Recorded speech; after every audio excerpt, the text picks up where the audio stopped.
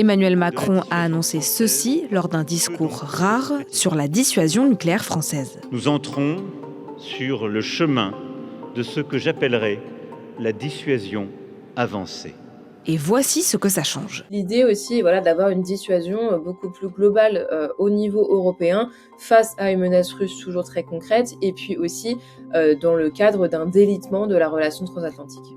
Elle, c'est Héloïse Fayet, chercheuse à l'Institut français des relations internationales, spécialiste du nucléaire. C'est la création de structures de coordination pour échanger avec certains partenaires qui ont été clairement définis dans le discours. On peut éventuellement imaginer des échanges de renseignements et la participation de ces pays à des exercices nucléaires français. La dissuasion nucléaire avancée, ça semble être effectivement une évolution d'un concept qu'on connaissait déjà, c'est-à-dire la fameuse dimension européenne des intérêts vitaux français.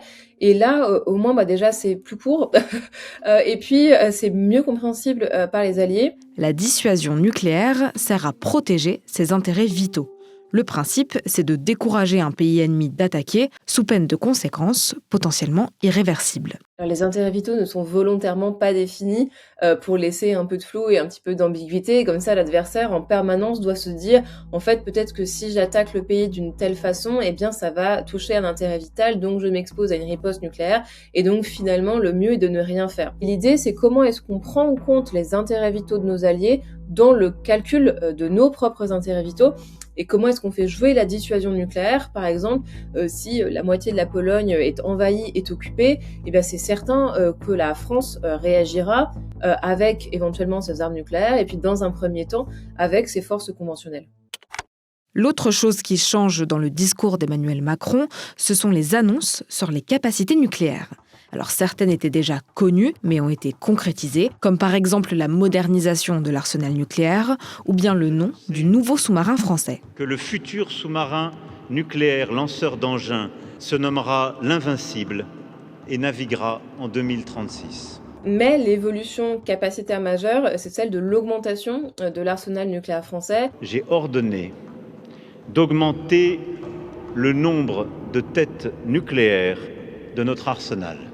Pour couper court à toute spéculation, nous ne communiquerons plus sur les chiffres.